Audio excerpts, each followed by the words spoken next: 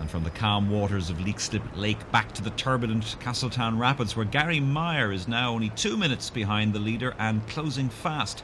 Gary's of course a silver medalist from the World Canoe Marathon Championships in Sweden last August. He lives and trains in Richmond outside London, but he knows this river very, very well as his parents live nearby. Moving ahead to the Portage. This is the section where they have to haul those canoes out of the water and carry them down to the other side of the dam to re-enter the river. Dark and Slater are on the road first, followed by the Tordofs, a chance to loosen up those legs. Entering Leakslip Lake, the K1 leader Fergus Cooper. He faces a long paddle down the lake. Back at the rapids, Niall McLean going through there, and a glimpse of Michelle Barry, the leading women's K1. That's 751 Cynthia Berry, representing the Scottish Canoe Union.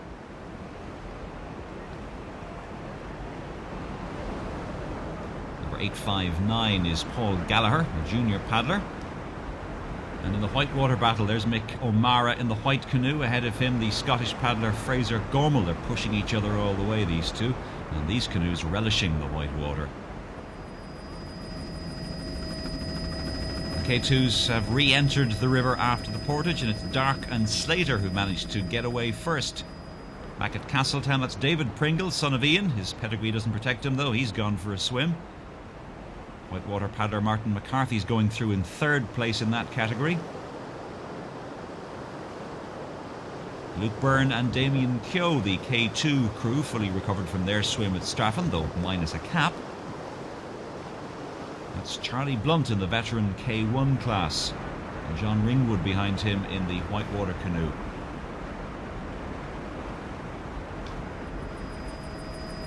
Next up for the K2s, the sluice weir, this fearsome weir on the lower section of the river. Butler and Chapman in blue have opted for the faster but more risky route through the 12-foot gap where the sluice gate once stood.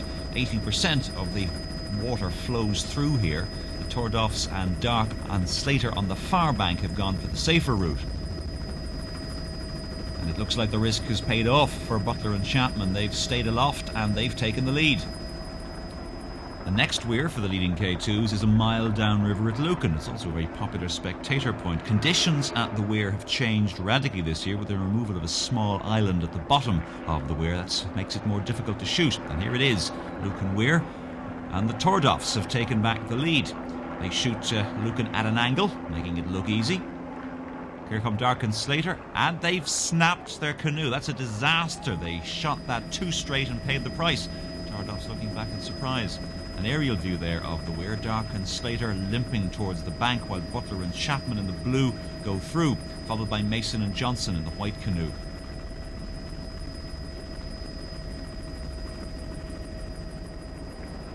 Here's that incident again. Dark and Slater coming across, shooting it at the wrong angle, snapping, and they were doing so well in the race. Melvin Swallow and James Block, they were runners-up to the Tordofs last year, but they're well off the pace this year as they fight their way out of the stopper below the weir. Scott and Joel Wilson coming over. They're over okay. Ross Saberton and Dyson Pendle on their way down.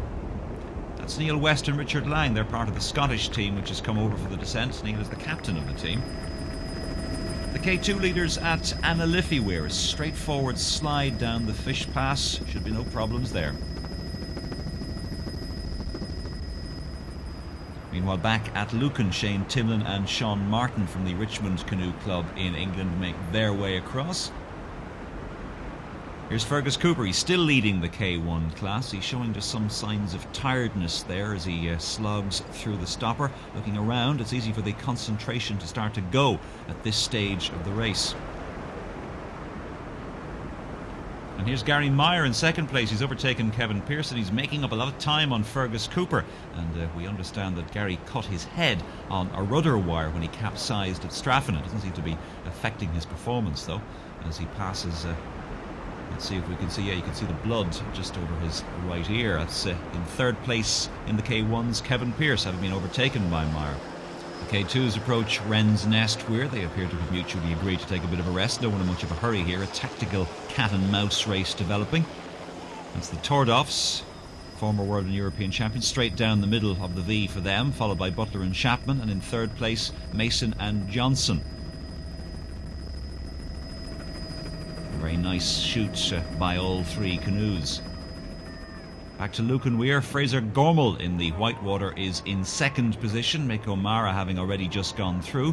Michelle Barry, that is, going for her 7th Liffey Descent title in the women's K1. Owen Whelan from Selbridge Paddlers. He's having problems with Lucan, but he escapes without a swim. The M50 motorway bridge with the K2 leaders far, far below. This is Fergus Cooper at Wren's Nest. He's still holding off the challenge of Gary Meyer. And plenty of encouragement there from the bank. The next big weir for the K2 leaders is the second of the big V weirs, the intimidating weir at Palmerstown. After that, it's just over 4 kilometres to the finish at Island Bridge.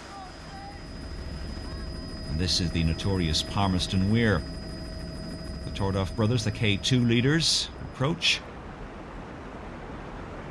James Butler and Damien Chapman follow them through. And it's Michael Mason and Malcolm Johnson. Intense concentration and skill required here. There are strong eddies at the bottom of the weir which can catch the paddlers off guard, but these three crews are experienced, no problems for them. At Wren's Nest, Gary Meyer goes through. He's 1 minute and 3 seconds behind Fergus Cooper and is gaining all the time. Once Cooper's in sight, it will be easier for Gary to close that gap even more, getting direction from the bank. Kevin Pearce trying not to let the time between him and Gary increase too much. He's looking a little bit tired and a bit unsteady though.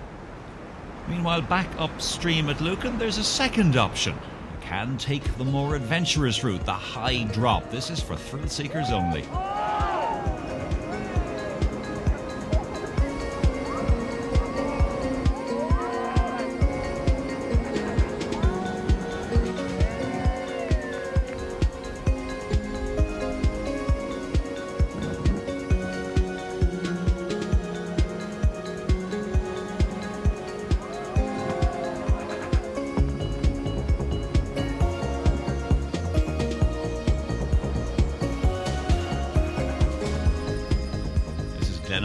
Or Broken Weir, as it's sometimes called. More difficulties often posed by the sharp turn in the river than the actual weir itself. Still a close contest there between the top 3 K2s.